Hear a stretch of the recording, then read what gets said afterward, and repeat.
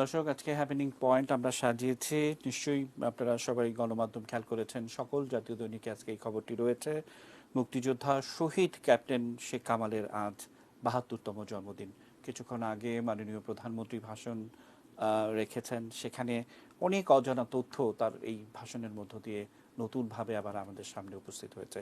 আমি একদমই কথা বাড়াতে চাই না, আমরা যাদেরকে আমন্ত্রণ জানিয়েছি তাদেরকে একটু পরিচয় করে দিতে চাই। আমরা বাংলাদেশ গণপ্রজাতন্ত্রী বাংলাদেশ সরকারের মাননীয় জনপ্রশাসন প্রতিমন্ত্রী ফরহাদ হোসেন এমপি, তাকে আমরা পেয়েছি।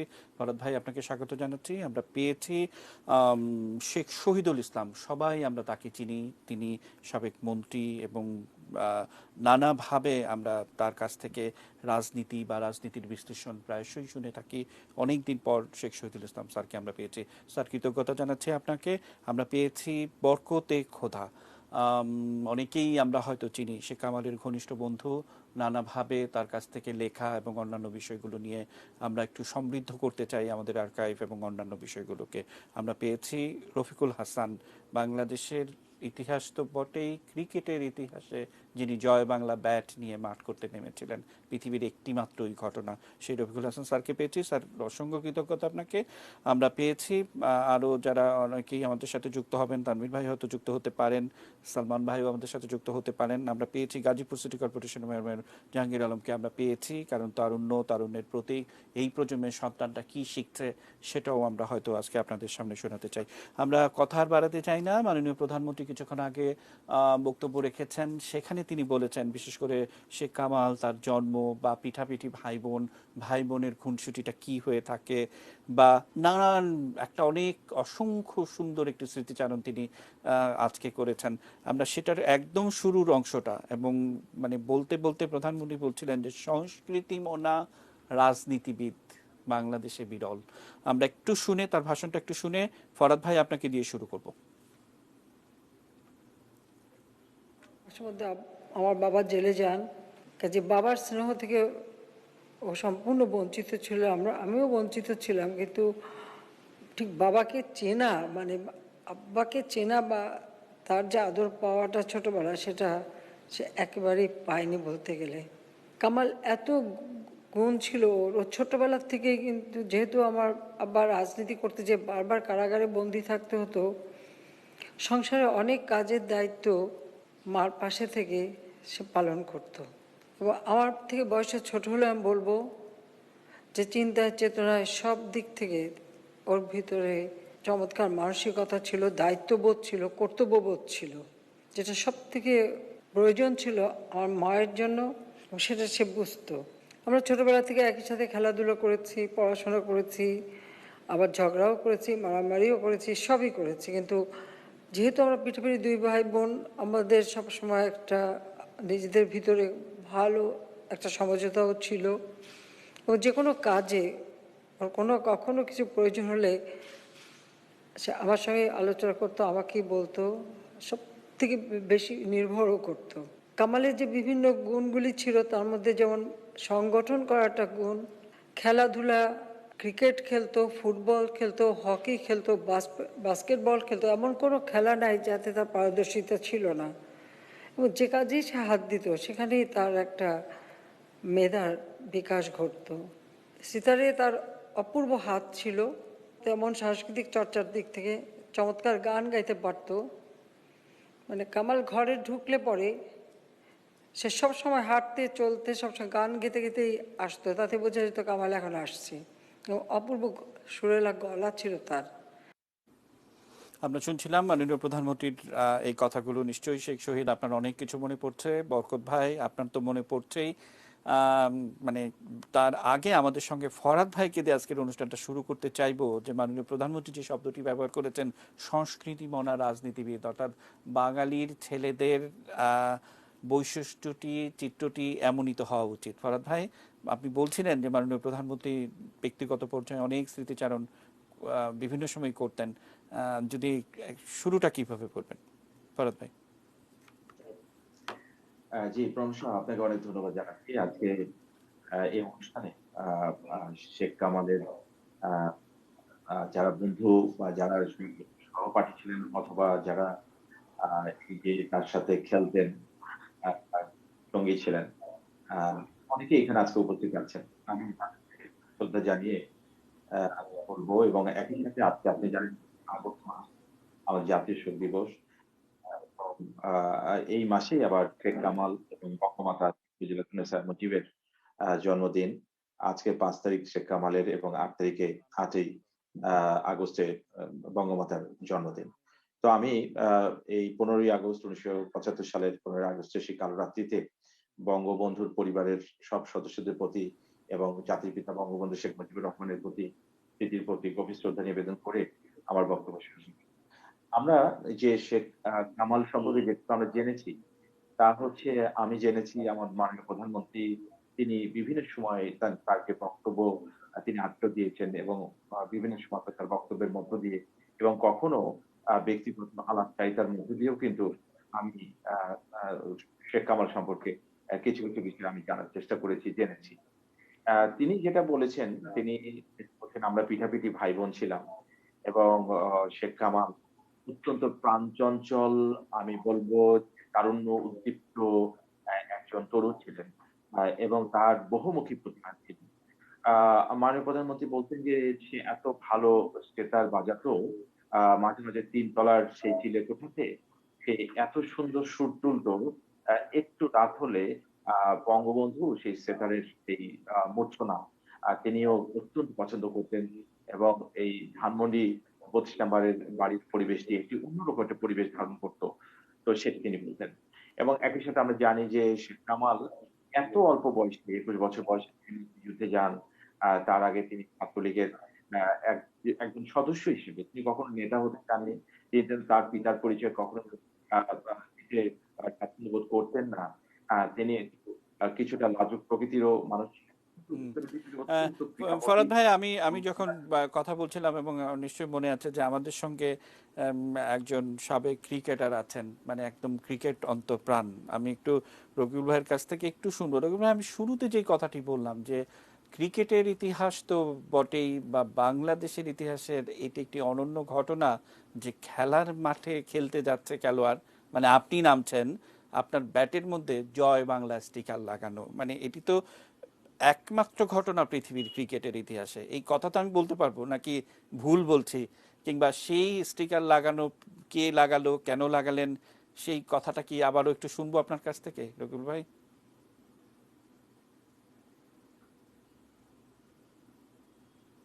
ধন্যবাদ প্রণব আপনাকে এবং আজকে যারা যারা এই আলোচনা আসছেন, শহীদ ভাই যে আমার মুক্তিযুদ্ধের গুরুই বলবো, কারণ মুজিব বাহিনীতে আমি তারই আন্ডারে ছিলাম ৭১-এর ওই সময়টাতে। এবং একই সঙ্গে আজকের এই মাসটা আমাদের জাতীয় শোকের মাস। আমি শ্রদ্ধা জানাই আমাদের জাতির জনক বঙ্গবন্ধু সহ সমস্ত পরিবার সদস্য যারা শহীদ হয়েছে।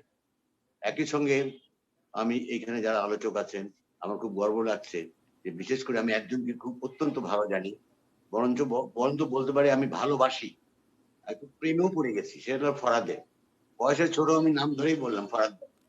উনি এত চমৎকার, এত ধৈর্য, এত সুন্দর নিয়ে তিনি প্রতিদিন যে আমাদের টিভিতে আসছেন এবং আমাদেরকে এই কোভিড নিয়ে যেভাবে আমাদেরকে উজ্জীবিত করতেন, এই ধৈর্যটা আমার মনে হয় ক্রিকেট প্লেয়ারদের খুব বেশি দরকার।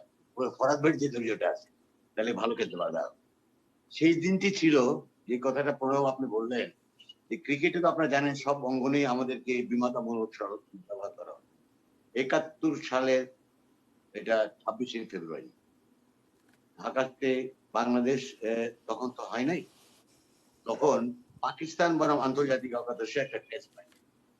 ওই টেস্ট ম্যাচটাতে আমি দলভুক্ত ছিলাম। কুরবানি হোটেলে আমরা বসত করি, ৭১০ নম্বর আমার রুম। আগের দিন ২৫ তারিখ আমরা প্র্যাকটিসে আসলাম। আমি তখন কেবল সবে মাত্র ইন্টারমিডিয়েট পাস করেছি, ১৮ বছর আমার বয়স। তো মাঠে এসে ওই সময় আমাদের ক্রিকেটে যারাই ন্যাশনাল টিমে খেলতো বা তাদেরকে সমস্ত খেলার সরঞ্জাম দিয়ে দেওয়া হতো। আমাকেও দেওয়া হয়েছে পুরো কিট ব্যাগ, সব খেলাকে দেওয়া। সাইদ আহমেদ, আসিফ ইকবাল, জহির আব্বাস, সব নামি দামি খেলা। আমি দেখলাম মাঠে যে ব্যাট গুলি দেওয়া হয়েছে বা আমাকেও যে ব্যাট দেওয়া হয়েছে, সেখানে আমারটা স্টিকারটা হলো গানের মোড়ে, আর গানের মোড়ে স্টিকারটা হরাইজন্টাল, পাশাপাশি আড়াআড়ি। আর ওদের গুলি সব ছিল গ্রেনিকলস। গ্রেনিকলস এর স্টিকার এলো শোট, বিভিন্ন সাইজের কম। তো ওষুধের প্রত্যেকের ব্যাটটা ছিল গ্রেনিকলস এর শোট মার্ক। তখন আমি তো কেবল ইন্টারমিডিয়েট পাস করেছি, ঢাকা কলেজের আমি ক্রীড়া সম্পাদক ছিলাম, রাজনীতি না প্রত্যক্ষভাবে রাখ না করলে তো বুঝি কি হচ্ছে না হচ্ছে।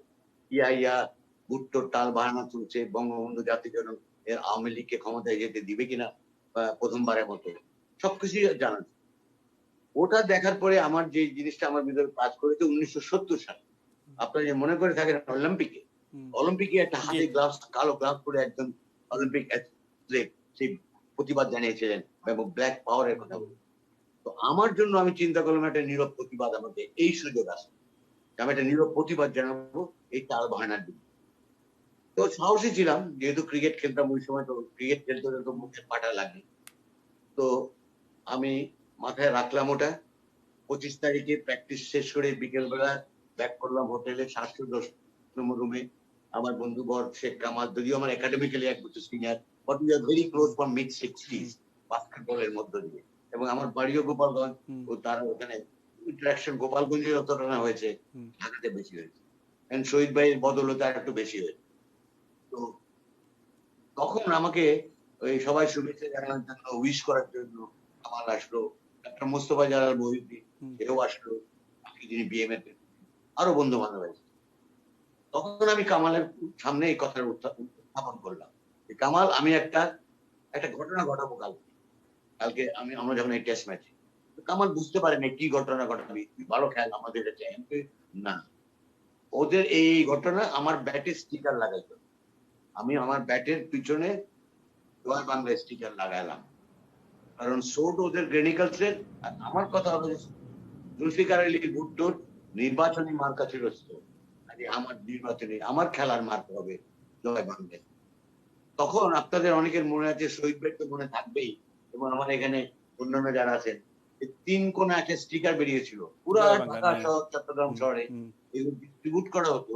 একটা লাল সূর্যের উপরে তদানীন্তনের ম্যাপ, যেটা আজকের বাংলাদেশ, আর ছিল উপরে জয় বাংলা লেখা, বেসটা ছিল সবুজ। এটা গাড়ির স্টিকার, গাড়ির কাছে লাগানো হতো, পরে অফিসের দরজায় লাগিয়ে দেওয়া হতো। জাস্ট চেতনাটাকে, জয় বাংলা একটা চেতনা, একটা স্লোগান, জাতি মুক্তির স্লোগান, বাঙালির স্লোগান, এটাকে ত্বরান্বিত করার জন্য এই কাজ। তখন বলার অপেক্ষা রাখেনি, আমি বলাটা পুরো কথাটা আমি শেষ করতে পারিনি, আমার এখনো চোখের সামনে বাড়ছে। কামান তো সবসময়, আপনারা যারা তার কাছে মিশেছে, ও কিন্তু সোফা থাকলেও সোফায় বসতো না, মাটিতে বসে বসতো। ওই মাটিতে বসে সে একটা গান ধরে বলতো, গানে পড়া, মানে তার সে এত, he was so down to earth একটা পার্সন। ও লাফ দিয়ে খাটের উপর বসা ছিল, লাফ দিয়ে উঠে জালালকে বললো এক্ষুনি যাও বঙ্গবন্ধু, তখন তো চেন্নাই মনে ছিল, যে আমাকে অফিস থেকে স্টিকার নিয়ে আসে। ওই স্টিকার নিয়ে আসা হলো, এই শেখ কামাল ওই আমার ব্যাটের 25 তারিখ রাত্রে আমার রুমে বসে আমার ব্যাটের পিছনে ওই গ্রেনিকালস নতুন ধবধবে ব্যাটটা স্টিকারটা লাগিয়ে দিল। আমার এখনো মনে পড়ে। পরের দিন আমি ব্যাট করতে নামলাম, টসে জিতে পাকিস্তান, আমার ব্যাটিং এর সিদ্ধান্ত নিলাম। আমি আর রাজমাত রানা, শাফকাত রানা পাকিস্তানের অত্যন্ত ভালো একজন খেলোয়াড় ছিলেন, সিনিয়র খেলোয়াড়, তার ছোট ভাই। পুরো স্টেডিয়াম বুঝতে একটু সময় লেগেছে কি হচ্ছে। তখন তো আজকের মতো কেবল ক্যামেরা ছিল না, আমাদেরকে দাঁড় করালেন আমাদের মরুম রশিদ ভাই তো ক্যামেরাম্যান, তারপরে মানে একটা বিষয় যেটা রকিবুল ভাই আমি একটু বলতে চাইবো যে ক্রিকেট ইতিহাস তো বটেই, বাংলাদেশের ইতিহাসেও তো বিরল ঘটনা এটা নিশ্চয়ই। আমি জানি না যে আর দ্বিতীয় কোনো জাতীয়তাবোধের এইরকম উদাহরণ আছে কিনা। আবারও আপনার কাছ থেকে শুনবো, আপনি ভাবতে থাকুন। আমাদের সঙ্গে শেখ শহীদুল ইসলাম আছেন, অনেকদিন পর আমরা তার কথা পেয়েছি। আর আমরা যারা শেখ আমাদের কথা বলার চেষ্টা করি, আমরা কিন্তু বই পড়ে, আমাদের সঙ্গে ফরাদ ভাই আছেন বা আমাদের গাজীপুরের মেয়র আছেন, আমরা কিন্তু একটু বই পড়ে চর্চা করে মাননীয় প্রধানমন্ত্রীর বক্তব্যগুলোকে খুব ভালো করে শুনে বোঝার চেষ্টা করি, ইতিহাসকে ধারণ চেষ্টা করি। মাননীয় প্রধানমন্ত্রী আজকে 70-এর নির্বাচনের কথা বলছিলেন। শেখ শহীদুল ইসলাম, আপনার কাছ থেকে শুনবো যে নির্বাচনী প্রচারণা করতে গিয়ে, যে অর্থাৎ 70-এর নির্বাচনে জাতির পিতা পুরনো ঢাকা থেকে নির্বাচন লড়ছেন, সেখানে খাজা খায়ের উদ্দিন একেবারে চিহ্নিত রাজাকার, তার বঙ্গবন্ধুর বিরুদ্ধে নির্বাচন করছে, সেটি এত সহজ ছিল না, এবং সেখানে পাড়া মহল্লায় বা মানুষকে প্রশিক্ষণ দিতে হতো। এই কথাগুলো মাননীয় প্রধানমন্ত্রী আজকে বলছিলেন। আমরা একটু মাননীয় প্রধানমন্ত্রীর ভাষণটি আবার একটু শুনে শহীদুল ইসলাম আপনার কাছে একটু আসতে চাই। 70-এর নির্বাচন, তখন মুসলিম লীগের দাপট ঢাকা শহরে, লালবাগ, সূত্রাপুর, ড্যামরা সব মিলে বিশাল কনস্টিটুয়েন্সি।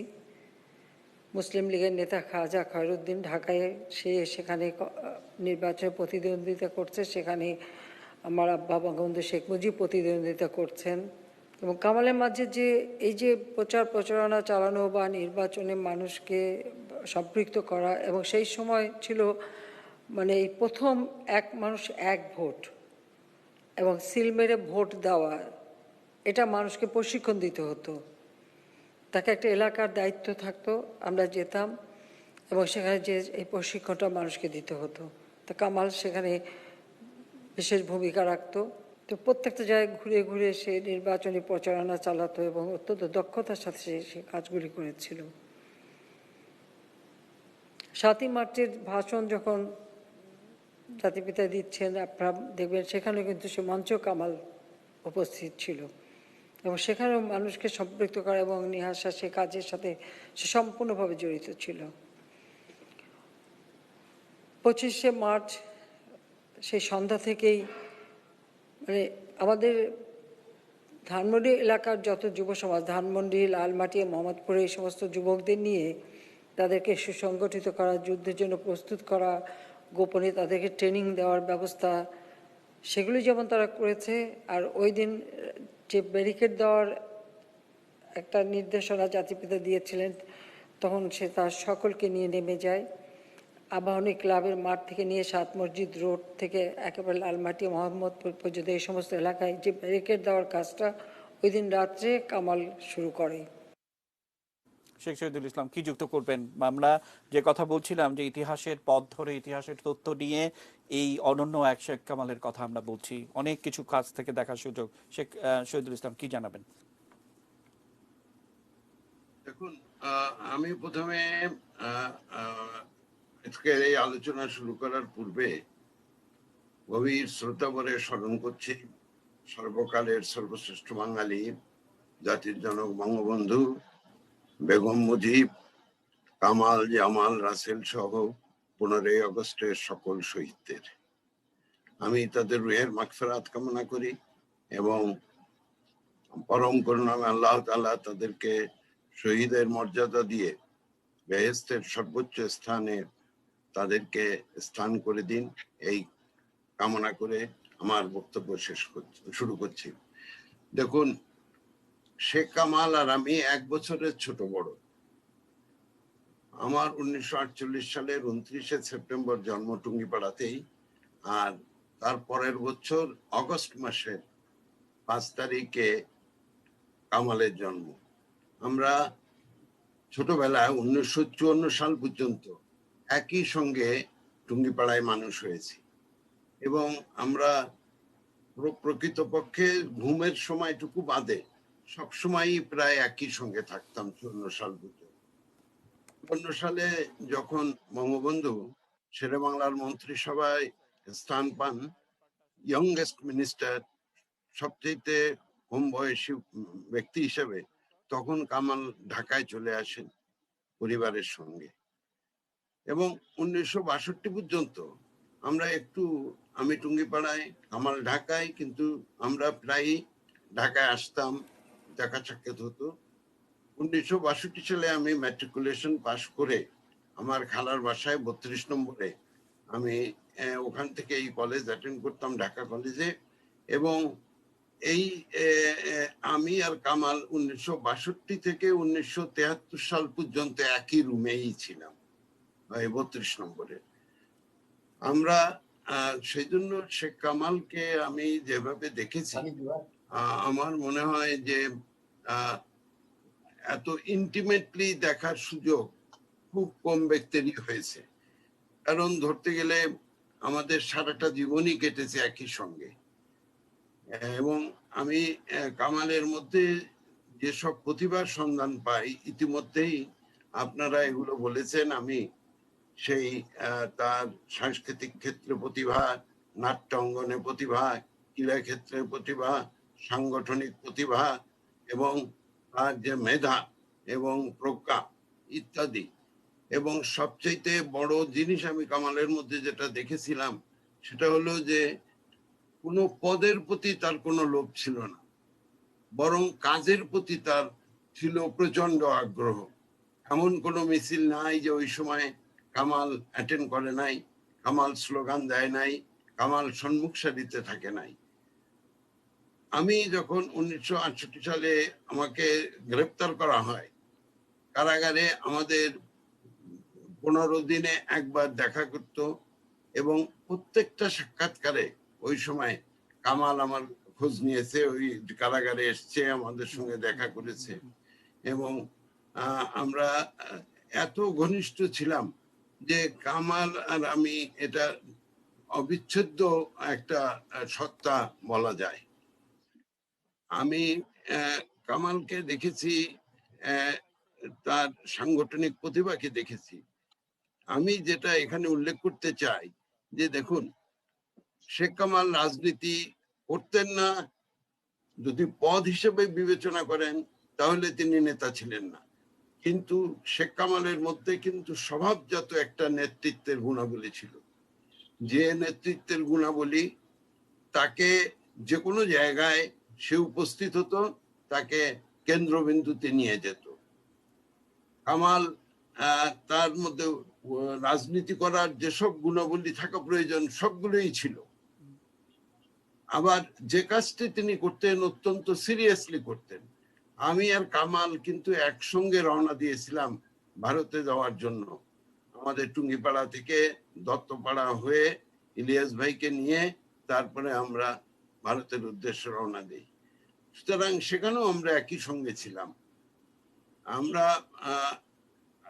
আজকে কামালের জন্মদিন, কামাল নেই, আমাকে তার সম্পর্কে তার অনুপস্থিতিতে আলোচনা করতে হচ্ছে, এটা আমার জন্য অত্যন্ত দুঃখজনক, এবং আমি কি বলবো, এটা আমি কোনোদিন কল্পনাও করতে পারি নাই যে এইভাবে তার অনুপস্থিতিতে সে থাকবে না পৃথিবীতে, আমাকে তাকে নিয়ে আলোচনা করতে হবে।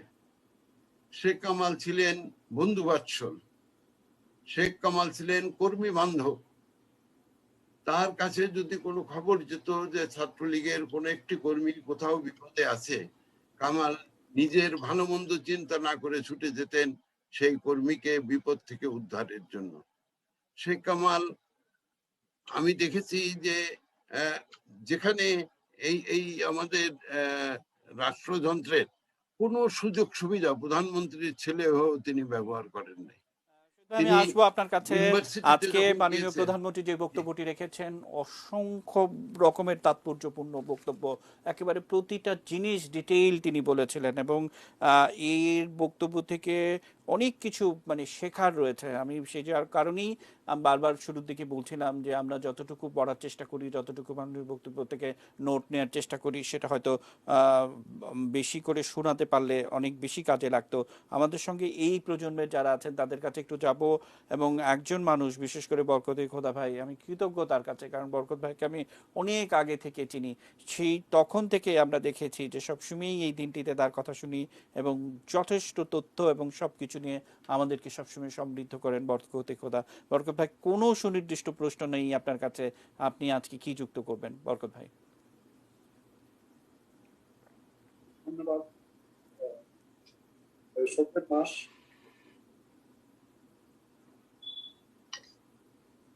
জাতির পিতা বঙ্গবন্ধু তার সহধর্মিণী সহ তার পরিবার বড় যে হত্যা করেছে, নির্মম ভাবে হত্যা করেছে, এটা তীব্র নিন্দা জ্ঞাপন করছে, এবং তাদের রুহের মাধ্যমে শোকের মাসে আমাদের জন্মদিনে আমাদের কামাল সঙ্গে আমার পরিচয় ঘটে 64-65 দিকে। তার সঙ্গে আমরা মহল স্পোর্টিং এর ক্রিকেট টিম আমরা নিয়ে তার সঙ্গে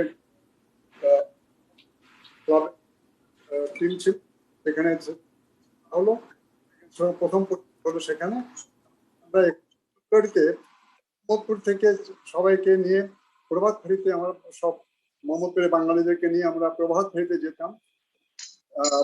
এখনকার প্রভাত ফেরিতেও পায়ে জুতা থাকে, কিন্তু তখন আমরা নগ্ন খালি পায়ে আমরা যেতাম, কিন্তু আমরা জানতাম না যে 32 নম্বর কোথায় কি। তো ভোরবেলা তারা থাকতো এক ভদ্র, কিন্তু কোনদিন জিজ্ঞাসা করলাম না মহিলা, কিন্তু সে আমাদের বুকে যে ব্যাজ না থাকতো, সে উনি এসে দৌড়ে এসে ব্যাজ লাগিয়ে দিতেন আমাদের বুকে। কিন্তু আমি আজও জানতে পারলাম না, পরে আমার নিজেও বলতেন না যে আমার নাম হোক, আমার সে নিজে খুব সাধারণভাবে চলাফেরা করতেন। এই মহিলা পরে জানতে পারলাম বঙ্গবন্ধু শেখ মুজিবুর রহমানের ছেলে এবং বেগম ফজিলুদ্দিন এবং বর্তমান প্রধানমন্ত্রী, সফল প্রধানমন্ত্রী জননেত্রী শেখ হাসিনার ভাই। সে কোনোদিনও তার পরিচয় গোপন বলতো না, থাকতো। তার সঙ্গে আমার বিভিন্নভাবে মাধ্যমে আন্দোলনের মাধ্যমে সংগ্রামের আমার থেকে মিছিল নিয়ে গেলে সে মিছিলে দিত, আমরা সেখানে তাকে সাহায্য করতাম, সহযোগিতা করতাম। 1969 সালে গণ আন্দোলনের সময় সে মিছিল অগ্রভাগে মোহাম্মদপুর থেকে মিছিল নিয়ে আমাদের সঙ্গে সে যোগ দিল এবং তখন সে আমাদেরকে সহযোগিতা করতো নানানভাবে আন্দোলন সংগ্রামে। কিন্তু সে কোনোদিন তাকে দেখি নাই তার মধ্যে কোনো অহংকার আছে বা তার কোনো অহমিকা আছে। নিরহংকার ছেলে। হি ওয়াজ এ টোটাল জেন্টলম্যান, জেন্টল বয়। হি ওয়াজ টোটাল জেন্টল বয়। আমাদের কোনো চাহিদা ছিল না। সে একজন ক্রীড়া সংগঠক হিসেবে পরিচিত হলো। পরে আমার সঙ্গে মুজিবনগরে আলোচনা হলো যে সেপ্টেম্বর মাসের দিকে আমরা যখন স্বাধীন বাংলা ফুটবল দলের খেলা দেখতেছিলাম, দক্ষিণ কলকাতার সঙ্গে স্বাধীন বাংলা ম্যাচ, সেখানে সে আমাকে বলতেছে যে বরকত গিয়ে তো আল্লাহ ফজলের স্বাধীনতা, তো ওখানে গিয়ে ফুটবল টিম তো ফুটবল টিম হবে, আর তো ইয়াং রিডেল হয়ে যাবে। আজকের এই ইয়াং জেনারেশনদেরকে আমি করতে জি, তারা জানে আসলে না। বরকত ভাই আসবো আবারও আপনার কাছে, কারণ ব্যান্ডউইথে খুবই সমস্যা হচ্ছে, কথা বুঝতে খুব অসুবিধা হচ্ছে। আমরা শুরুতে যেমনটা বলছিলাম যে আজকে অনেকগুলো কারণে তার ভাষণটি একটু অন্যরকম হয়েছে, যে একেবারে আর্কাইভ যারা করেন বা আর্কাইভ যারা বোঝেন তারা নিশ্চয়ই বুঝবেন যে অনেকগুলো ইনফরমেশন সেখানে আছে। মাননীয় প্রধানমন্ত্রী আজকে তার ভাষণে বলছিলেন যে ওসমানীর এডিসি হিসেবে মুক্তিযোদ্ধা শেখ কামাল কর্মরত ছিলেন, মুক্তিযুদ্ধে অংশগ্রহণ করেছেন, এবং আরেক এডিসি ক্যাপ্টেন নূর, মানে যিনি সেই 75-এর 15ই আগস্ট সেই বাড়িতে যখন এই ঘটনাটি ঘটলো তখন শেখ কামাল প্রতিরোধ যোদ্ধা হিসাবে প্রথম দাঁড়িয়েই দেখলেন যে সেই নূর ভেবেছিলেন বোধহয় তাদের রক্ষা করার জন্য এসছে, এবং সেই নূর তিনি সেই গুলি ছোড়েন, সেই গুলিতে শেখ কামাল লুটিয়ে পড়ে। তিনি বলছিলেন, মাননীয় প্রধানমন্ত্রীর এই ভাষণটি আমরা একটু শুনবো। আমি বলছিলাম যে এই প্রজন্মের যারা, আমি কিংবা আমাদের সঙ্গে জনপ্রশাসন প্রতিমন্ত্রী কিংবা গাজীপুর সিটি কর্পোরেশনের মেয়র, আমরা পড়াশোনা একটু করার চেষ্টা করে বা বক্তব্য শুনে ধারণ করার চেষ্টা করি। মুক্তিযুদ্ধের ইতিহাস এমনই হওয়া উচিত যে অর্থাৎ আগামী প্রজন্ম শুনবে, আর যে সমস্ত প্রজন্মের মানুষেরা মুক্তিযুদ্ধ করেছেন আমাদেরকে সমৃদ্ধ করবেন। আমরা গাজীপুর সিটি কর্পোরেশনের মেয়রের এই কথাটি শোনার চেষ্টা করব, কিন্তু তার আগে মাননীয় প্রধানমন্ত্রী সেই আজকের ভাষণের এই অংশটি সেটি শুনে আমরা জাহাঙ্গীরের কাছে যাব। সব থেকে ট্র্যাজেডি কামালের জন্য, যে নূর আর কামাল একসাথে মুক্তিযুদ্ধ চলাকালীন সময় কর্নেল ওসমানী এডিসি হিসেবে কাজ করেছে। যখন বাসা আক্রমণ করে কামাল নিচে বারান্দায় চলে যায়। ও যখন দেখে যে নূর, হুদা এরা একসাথে ঢুকছে, ও তাদেরকে বলেছিল যে আপনারা এসে গেছেন, খুব ভালো হয়েছে, দেখেনি বাসা কারা আক্রমণ করেছে এই কথা শেষ করতে পারেনি। ওই নূরের হাতের অস্ত্রই গর্জে ওঠে, ওরা ওখানেই কামালকে নির্মমভাবে গুলি করে হত্যা করে। এত বড় বিশ্বাসঘাতকতা এই বাংলাদেশে ঘটে গেছে। 15ই আগস্ট যদি আজকে বাঙালির জীবনে না ঘটতো তো এই বাঙালি অনেক আগে সেটা মর্যাদা নিয়ে চলতো এবং এই হত্যার পর বাংলাদেশকে ইসলামিক রিপাবলিক অফ বাংলাদেশ হিসেবে ঘোষণা দিয়েছিল, যদিও সেটা টেকে নাই। কাজে চক্রান্তটা কোথায় কিভাবে ছিল সেটা নিশ্চয়ই দেশের মানুষ এখন এতদিন উপলব্ধি করতে পারে। আর কত বড় বিশ্বাসঘাতকতা সেটাও আপনারা নিশ্চয়ই উপলব্ধি করতে পারেন। আমরা শুনছিলাম অ্যাডভোকেট জাহাঙ্গীর আলম। এই প্রজন্মের সন্তান যারা আছেন তারা প্রতিনিয়তই এই কথাগুলো শুনে বুকে ধারণ করে এক অনন্য বাংলাদেশ সৃষ্টির জন্য মাননীয় প্রধানমন্ত্রী কাজ করছেন। সেই ধারাকে আমরা একটু এগিয়ে নেওয়ার সহযাত্রী হতে চাই। আপনি কি যুক্ত করবেন? আপনার প্রথম প্রশ্নটি আমি অনেক সময় শুনতে পারিনি, আমি তারপরে বলছি। আমাদের আজকে শেখ কামালের জন্মদিন উপলক্ষে আমরা শেখ কামালের প্রতি শ্রদ্ধা জানাই এবং তার আল্লাহ যেন তাকে বেহেশত দান করেন। এবং বিশেষ করে আজকে যারা আলোচক আছেন, ওনার বন্ধুরা যারা আছেন অত্যন্ত শ্রদ্ধা, এবং আমাদের মাননীয় মন্ত্রী, জনপ্রশাসনের মন্ত্রী, উনিও ডাইনামিক নেতৃত্বে সরকারের যে সফলতা আছে এবং কর্মগুলো আছে সেগুলো বাস্তবে রূপ ধারণ করছে। মাননীয় প্রধানমন্ত্রী কথা বললে সেই কথা বলার মতন ভাষা থাকে না, কারণ মাননীয় প্রধানমন্ত্রী যে আবেগ, যে ভালোবাসা, যে স্নেহ ভালোবাসার মধ্যে থাকে, দেশপ্রেম, রক্তপ্রেম, এই জায়গাগুলো যখন আমরা শুনি আমাদের গা শিশিয়ে ওঠে। তো বাস্তব ইতিহাসের সাথে আমাদের যে শেখ কামাল, বঙ্গবন্ধুর রক্ত প্রত্যেকটি দানায় দানায় যে পবিত্রতা আছে সেটি আমরা কিন্তু আজকে সারা বাংলাদেশের মানুষ শাসন ব্যবস্থায় সেটা দেখতে পেরেছি। শেখ কামালের যেভাবে তার খেলাধুলা, দেশপ্রেম, যুদ্ধ, মানুষের প্রতি ভালোবাসা, মানুষের প্রতি সম্মান, ওই সময় যদিও আমার জন্ম হয় নাই, আপনার মৃত্যুর পরে আমার জন্ম, সেজন্য আমরা মনে করি আমরা বই পুস্তক যেটা পেয়েছি বাস্তব। আজকে যদি শেখ কামাল জীবিত থাকতো তাহলে আমাদের মাননীয় প্রধানমন্ত্রীকে সহযোগিতা করার এবং বিশ্বাসের জায়গাটা হয়তো অনেক বড় হতো। যেমন খেলাধুলার মধ্যে একটা ক্রিকেট খেলে, ফুটবল খেলে, আজকে যখন আমরা ক্রিকেট দেখি সারা দুনিয়ায়, গত আমরা অস্ট্রেলিয়ার সাথে জয়লাভ করেছি, এই যে আমাদের প্রেরণা। অনেকে কিন্তু ক্রিকেট খেলা জানতোই না, সেই 70-এ 71-এ বা ওই সময়ে যেই 52-70-এ যেই সময়গুলো ছিল সেই সময় থেকে একজন ব্যক্তি কিভাবে খেলার জীবন, তার শিক্ষা জীবন, তার রাজনৈতিক জীবন এবং মানুষকে মানুষ হিসাবে কিভাবে মানুষকে প্রতিষ্ঠিত করা যায় সেই কাজগুলো কিন্তু উনি সশরীর করেছেন এবং নেতৃত্বে দিয়েছেন সারা দেশের ছাত্র সমাজের প্রতি যে তার ভালোবাসা, এবং একজন নেতা হয়ে একজন কর্মীকে কিভাবে আকৃষ্ট করতে পারে, কর্মীকে নেতা হয়ে কিভাবে আকৃষ্ট করতে পারে, সেই গুণগুলা সবগুলোই ওনাদের বন্ধুদের কাছ থেকে কিন্তু আমরা শুনি বাস্তব রূপ। এবং মাননীয় প্রধানমন্ত্রী বলেছেন, সেজন্য আমি মনে করি ফুটবল, ক্রিকেট, খেলাধুলার মাধ্যমে যে মানুষের মন পবিত্র থাকে, মানুষ যেন কোনো নেশাগ্রস্ত না হতে পারে, সেই কাজটি কিন্তু খেলার মধ্যে থাকে। একজন তরুণ বয়সে যুদ্ধের মধ্যে কিভাবে নেতৃত্ব দিতে হবে সেই কাজগুলো কিন্তু করছেন। এই অসাধারণ যে সাহস, সেই সাহস তার শরীরে ছিল। এবং আপনি দেখেছেন, অত্যন্ত দুঃখের বিষয় বলতে চাই, আমাদের দেশের প্রধানমন্ত্রীর, সাবেক প্রধানমন্ত্রীর সন্তানরা আছে, তাদেরকে থেকে সিঙ্গাপুরে ক্যাসিনো থেকে তাদেরকে বের করা হয়েছে, বিদেশ থেকে অর্থ বাংলাদেশে কিন্তু ফেরত আনা হয়েছে। অথচ আমাদের দেশে রাষ্ট্রনায়ক যিনি ছিল, জাতির পিতার সন্তানেরা দেশের মানুষ এবং যুব সমাজকে কিভাবে কাজে লাগানো যায়, তাদের নেশা থেকে খেলাতে নিয়ে আসছেন, তাদেরকে দেশপ্রেমের জায়গায় যুদ্ধতে নিয়ে আসছেন, তাদের দিয়ে কিভাবে অর্থনীতি প্রতিষ্ঠিত করা যায়, এই 7.5 কোটি বাঙালিকে কিভাবে প্রতিষ্ঠিত হতে পারে, এবং প্রত্যেকটি ইয়াংরা এবং ছাত্ররা যারা ছিল তারা যেন এই শিক্ষাটা নেয়, জাতিকে কিভাবে সামনের দিকে এগিয়ে নিতে পারবে। সিনিয়ররা যেভাবে কাজ করেছেন, জুনিয়র হিসেবে ওই বয়সে কিন্তু শেখ কামাল সেই নেতৃত্ব দিয়ে সারা বাংলাদেশের তরুণদের কিন্তু আইডল হিসেবে কাজ করেছিল।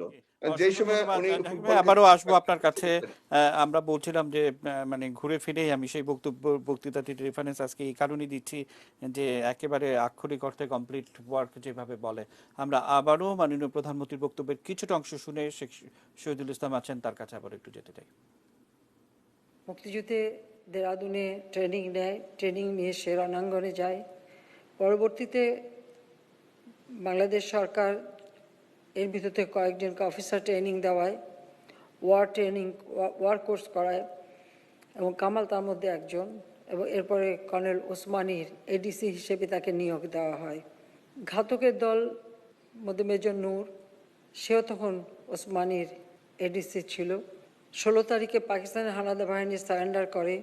কামাল, জামাল ওরা প্রায় 18 তারিখে সন্ধ্যা থেকে ফিরে আসে এবং এরপর থেকে মার কাছেই থাকে, এবং সাথে সাথে যদিও কামাল তখন ক্যাপ্টেন হিসেবে বাংলাদেশ সেনাবাহিনীতে, সেখান থেকে মার নির্দেশে সে রিজাইন করে এবং ঢাকা বিশ্ববিদ্যালয়ে নিয়মিতভাবে ভর্তি হয়ে পড়াশোনা শুরু করে। শুধু লেখাপড়া শুরু না, সাথে সাথে তখনও একটা যুদ্ধ বিধ্বস্ত দেশ গড়ে তোলা, সেই কাজেও যেখানে সমস্ত শিক্ষা প্রতিষ্ঠান থেকে শুরু করে যেখানে যতটুকু যা কাজ করার কামাল খুব আন্তরিকতার সাথেই সেই কাজগুলি করতো। আর বিশেষ করে ক্রীড়াঙ্গনটাকে আবার নতুনভাবে ঢেলে সাজায়। 74 সালের 16 ডিসেম্বর একটা চক্রান্ত করে কামালকে গুলি করা হয়, তাকে হত্যারও চেষ্টা করা হয়েছিল। কিন্তু সে যখন বেঁচে যায় তার বিরুদ্ধে নানা ধরনের অপপ্রচার চালানো হয়, অথচ রাষ্ট্রপতির ছেলে বা প্রধানমন্ত্রীর ছেলে, জাতির পিতার ছেলে, অত্যন্ত সাদাসিধে জীবনযাপন করত। বাবা প্রধানমন্ত্রী বা রাষ্ট্রপতি, সেই জন্য অর্থ সম্পদের দিকে তার কোনো দৃষ্টি ছিল না, ব্যবসা বাণিজ্যের দিকে তার কোনো দৃষ্টি ছিল না। দেশকে গড়ে তোলা, দেশের মানুষের পাশে থাকা, বা শিক্ষা প্রতিষ্ঠান বা সাংস্কৃতিক অঙ্গন বা ক্রীড়া অঙ্গন, এইসব কিছুর উন্নতি করে, এটাই ছিল তার সব থেকে বড় কথা। অত্যন্ত সাদাসিধে জীবনযাপন করত। আমি বারবার যে কথাটা বলছি যে অনবদ্য একটি আজকে মাননীয় প্রধানমন্ত্রী বলেছেন। শেখ শহীদুল ইসলাম, আমি একেবারে শেষ ধাপে চলে এসেছি। একটা অন্যরকম প্রশ্ন করতে চাই। আমরা একই মাসে তার জন্মদিন এবং একই মাসে তার মৃত্যুদিন। আমরা প্রায়শই নানা গবেষণায় দেখি যে জাতির পিতা এবং তার পুরো পরিবারটি নৃশংসভাবে হত্যার মাধ্যমে শুধু কি তার পরিবারকে হত্যা, নাকি পুরো বাংলাদেশকেই হত্যা করা? শেখ শহীদ, উত্তরে কি বলবেন? দেখুন, জাতির জনক বঙ্গবন্ধু আমাদের এই ছাত্র সমাজ বা তরুণ সমাজের প্রতি একটা মানে আইকন হিসাবে আমার প্রতিষ্ঠিত। তিনি আমাদেরকে বলতেন বুদ্ধিবৃত্তির চর্চা করতে, তিনি আমাদেরকে বলতেন জনগণের কল্যাণে নিজেকে নিবেদিত রাখতে, তিনি দেশপ্রেমের বাণীতে আমাদেরকে উদ্বুদ্ধ করতেন। এবং আমি এখানে বঙ্গবন্ধুর একটি কথা উল্লেখ করতে চাই কামাল সম্পর্কে, যেটা বলা হয়, আমরা এটা বলি যে কামাল প্রধানমন্ত্রীর ছেলে বা জাতির জনকের ছেলে, এইটা কেউ তাকে চিনিয়ে না দেওয়া পর্যন্ত সে কিন্তু কোনোদিন এই আত্মপ্রচারে লিপ্ত হতো না। তো আজকে আমি যেটা মনে করি যে শেখ কামাল যে বহুধা প্রতিভার অধিকারী একজন ব্যক্তি, এবং তিনি আমাদের যুব সমাজের কিন্তু একজন আদর্শ হতে পারে, যাকে মানুষ অনুসরণ করতে পারে, আমাদের নতুন প্রজন্ম অনুসরণ করতে মানে পারে। এইটা একেবারে এই কথাটা যে যুব সমাজের প্রতিনিধি যারা, তারা যেন অনুসরণ করতে পারে। আমরা শুরুতে ফরাদ ভাইয়ের কথা শুনছিলাম। ফরাদ ভাইকে যেমন আমাদের সঙ্গে ক্রিকেটার যিনি ছিলেন রকিবুল ভাই বলছিলেন যে এই করোনা পরিস্থিতির মধ্য থেকে যেভাবে যা যা করণীয়, রকিবুল ভাই শুরুতে সেটার কথা বলছিলেন। আমাদের সঙ্গে গাজীপুর সিটি কর্পোরেশনের মেয়র, আমরা দেখে থাকি যে প্রায়শই কিভাবে কঠোর পরিস্থিতির মধ্যে মানুষের জন্য কাজ করতে যাওয়া, মানে এটি একটি দিক। আবার অপপ্রচার হতে হয়েছে ৭৪-এর পরেই। আমরা সেই সকল অপপ্রচার কারা করেছে, কিভাবে করেছে, সেই সমস্ত নথিপত্রও আমরা জোগাড় করেছি। নিশ্চয়ই বাংলাদেশে সেগুলো প্রকাশিত হবে যে কারা কি অর্থে কি উদ্দেশ্যে শেখ কামালের বিরুদ্ধে আনুষ্ঠানিকভাবে অর্থের বিনিময়ে, পয়সার বিনিময়ে এই অপপ্রচারগুলো চালিয়েছিল। বাংলাদেশকেই তো হত্যা করার জন্য, কিন্তু বাংলাদেশ সৃষ্টি এক অসীম শক্তি দিয়ে, এই শক্তি শুধু এগিয়েই যায়। আমি প্রায় শেষের দিকে, মাননীয় প্রধানমন্ত্রী, আমি ফরাদ ভাই আপনাকে দিয়ে শেষ করব। শেষ কথা কি হবে আপনি ভাবতে থাকুন। আমি শুধু একটি বিষয় আজকে মাননীয় প্রধানমন্ত্রী তার ভাষণে বলছিলেন যে 1975 সালের 31শে জুলাই তিনি জার্মানিতে যাচ্ছিলেন এবং সেই জার্মানিতে যাওয়া যান বলে হয়তো জাতির পিতার দুই কন্যাকে আমরা এখনো জীবিত দেখি। সে সময় শেখ কামালের সঙ্গে তার কথোপকথন যে জার্মানিতে যাচ্ছি কি আনতে হবে তার জন্য, বড় বোন যখন জিজ্ঞেস করে ছোট ভাইয়ের উত্তর যে আবাহনী ক্লাবের যারা ফুটবল খেলেন তাদের বুট নেই, এডিডাস বুট এনে দিতে হবে। এবং মাননীয় প্রধানমন্ত্রী বলছেন যে তিনি সেটি ডায়েরিতে লিখে নিয়ে গিয়েছিলেন। কিন্তু আমরা একটু দেখে জাহাঙ্গীর আপনার মন্তব্য শুনবো, তারপর ফরাদ আপনাকে দিয়ে শেষ করবো। আমার ছোট ভাই, আমি নিজে বলতে পারি যে এত সাদাসিধে জীবনযাপন করত। সে একজন সংস্কৃতি মনা, আবার রাজনীতিবিদ। কখনো বিলাস ব্যসন এসব দিকে তার দৃষ্টি ছিল না, কারণ এটা আমার বাবার শিক্ষা ছিল, মায়ের শিক্ষা ছিল। আর তাছাড়া একটা যুদ্ধবিধ্বস্ত দেশ, সেখানে তো বিলাসিতার কোনো সুযোগ নেই। আর ব্যবসা বাণিজ্য, অর্থ সম্পদ এসব দিকে তার কোনো নজরই ছিল না। ক্রীড়া সংগঠনগুলিকে আরও ভালোভাবে গড়ে তোলা। আমার এখনো মনে আছে, আমি 75 সালে যখন জার্মানিতে যাই, জুলাই মাসের 31 তারিখে আমরা জার্মানিতে পৌঁছাই। তখন কামালের বিয়ে হয়েছে। 14 জুলাই কামালের বিয়ে হয়, আর 17 জুলাই জামালের বিয়ে হয়। তা আমি স্বাভাবিকভাবে জিজ্ঞেস করেছিলাম যে আমরা যাচ্ছি বাইরে, তোর জন্য কী নিয়ে আসবো। ও কিন্তু নিজের জন্য কিচ্ছু চায়নি, আমাকে বললো তুমি আমার আবাহনী ক্লাবের জন্য বুট নিয়ে এসো, ফুটবল খেলোয়াড়দের জন্য বুট। আমরা একেবারে শেষ ধাপে জাহাঙ্গীর আপনার সমাপনী, তারপর আমরা ফরাদ ভাইকে দিয়ে শেষ করবো। আমি একটা শুধু এইখানে কথাটা অ্যাড করতে চাই, কারণ যখন আমরা ছোট ছিলাম, প্রাইমারি স্কুল হাই স্কুলে উঠেছি, তখন দেখেছি আমাদের এখানে জিয়াউর রহমান সরকার বলেছিল, বা তাদের নেতৃত্ব যারা ছিল কিন্তু তারা বলেছিল শেখ কামাল ব্যাংকের ডাকাতির সাথে জড়িত, বিভিন্ন নারী কেলেঙ্কারির সাথে জড়িত, এইসব অপপ্রচার কিন্তু কিন্তু ওই সময় করেছিল। যারা ওনার সিনিয়র বন্ধুরা আছেন, কিন্তু আমরা ছোট ছিলাম তখন কিন্তু এই মিথ্যা প্রচারটা কিন্তু জিয়াউর রহমানের কিন্তু সারা বাংলাদেশে ছড়িয়ে দিয়েছিল। মানুষ কিভাবে ঘৃণা করতে পারে সেই জায়গাটা তৈরি করে দিয়েছিল, যেখানে মাননীয় প্রধানমন্ত্রী তার আবেগের ভালোবাসার জায়গা থেকে বলেছেন। একজন তরুণ বয়সে যখন তাকে বলা হয়েছে, তার বোন বলেছিল জার্মান থেকে তার জন্য কি আনবো, কিন্তু জাতির জন্য এবং তরুণদের জন্য আইডল হিসেবে বুট এবং সেখানে খেলোয়াড় সরঞ্জাম চেয়েছিল। কিন্তু একজন মেধাবী মানুষ, দেশপ্রেমিক মানুষকে ওই তাকে মৃত্যুর পরে পরে কিন্তু এই মিথ্যাচারণ গুলা কিন্তু রাষ্ট্রীয় ভাবে বিভিন্ন মাধ্যম এবং প্রচার মাধ্যম কিন্তু সেই কাজগুলো করেছিল। আজকে আমাদের অসংখ্য ধন্যবাদ। আমি শেষ করব। বরকত ভাই 20 সেকেন্ড সময় আপনার, একদম বরকত ভাই সমাপনী কোনো কিছু যুক্ত করবেন কিনা বরকত ভাই? আমি একটু যুক্ত করি এই নতুন প্রজন্মের জন্য। আর চরিত্র নিয়ে যে প্রপাগান্ডা সম্পূর্ণভাবে একটা ছিল তখনকার যুগে। এই আমরা আইএফএ তে গেলাম, তখন বর্তমানে খেলা জি, আসলে ব্যান্ডউইথের অনেক সমস্যার কারণে আমরা বরকত ভাই আপনার এই কথাগুলো জাতিকে শোনাতে পারলাম না, কিন্তু খুবই গুরুত্বপূর্ণ বিষয়গুলো ছিল। আমরা শেষ করব। ফরাদ ভাই আপনার সমাপনী বক্তব্য কি বলবেন? একটু বলে নেই। তো সেক্ষেত্রে চিফ গেস্ট ছিল মাঠে, তখন সে তার শার্টে বোতাম একটা ছিঁড়া, একটা বোতাম না, একটা প্রধানমন্ত্রীর ছেলে শার্টে শার্ট পরা, সে চিফ গেস্ট, প্লেয়ারদের সঙ্গে পরিচিত হবে, বোতাম নাই। তারপরে জি, আমরা শেষ করব। ফরাদ ভাই একদম সমাপনী বক্তব্য কি বলবেন আপনি?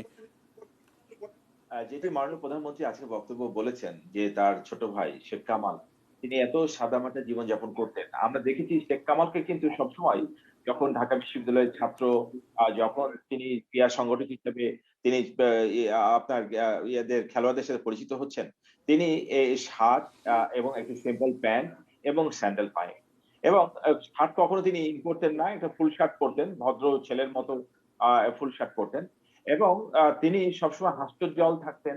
এবং আমি এক্ষেত্রে কিন্তু আমি বলি যে আসলে বঙ্গবন্ধু যে বিষয়টি সবসময় অনুপ্রাণিত করতেন, তার পিতা যিনি বঙ্গবন্ধুর মেন্টর শেখ লুৎফর রহমান, তিনি বলতেন যে মহৎ অর্জনের জন্য মহৎ ত্যাগ স্বীকার করতে হয়। তিনি তার সন্তানকে তা নিয়ে গর্ববোধ করতেন।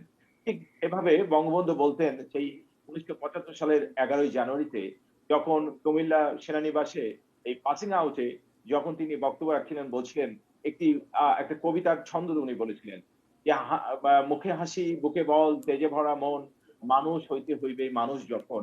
অর্থাৎ এই বাঙালির মুখে মুখে হাসি থাকবে, বুকে বল থাকবে, তেজে ভরা মন তেজদীপ্ত থাকবে। আমরা কিন্তু এই শেখ কামালকে কিন্তু আমরা বাহ। দেখি যে তারুণ্য, এই তারুণ্যের যে আমরা যে তারুণ্য আদর্শ তরুণকে আমরা যেভাবে আমরা কল্পনা করি যে তার ভিতরে আপনার সংস্কৃতি মনা থাকবে, সে ক্রিয়া থাকবে, মদি থাকবে, সে প্রাণ চঞ্চল থাকবে, সে মেধাবী থাকবে, মানুষের সাথে বিনয়ী থাকবে, নিরহংকারী থাকবে। এই সবগুলো গুণ কিন্তু আমরা শেখ কামালের মধ্যে অসংখ্য দেখি। ধন্যবাদ এবং ফরহাদ আমরা ভাই। বিভিন্ন ফরহাদ ভাই অসংখ্য ধন্যবাদ। বলেছি। বিশেষ করে 1974 সালের 11ই জানুয়ারি জাতির পিতা কুমিল্লা ক্যান্টনমেন্টে এই অসাধারণ কবিতাটা পড়ে শুনিয়েছিলেন যে বাংলাদেশের তারুণ্য কি হওয়া উচিত, তারুণ্যের প্রতীক কি হতে হবে। এবং এই অনুষ্ঠানেই তিনি বলেছিলেন যে তোমরা মাতৃভূমিকে ভালোবেসো, সৎ পথে থেকো, এই বাংলাদেশ অনেক দূরে গিয়ে যাবে, এটাই তার প্রত্যাশা ছিল। আমরা সকলকে আবারও শুভেচ্ছা অভিনন্দন দিয়ে আজকের এই আসন শেষ করতে চাই। দর্শক সবসময় খবরের আপডেট পেতে চোখ রাখুন প্রিয় নিউজের পর্দায়।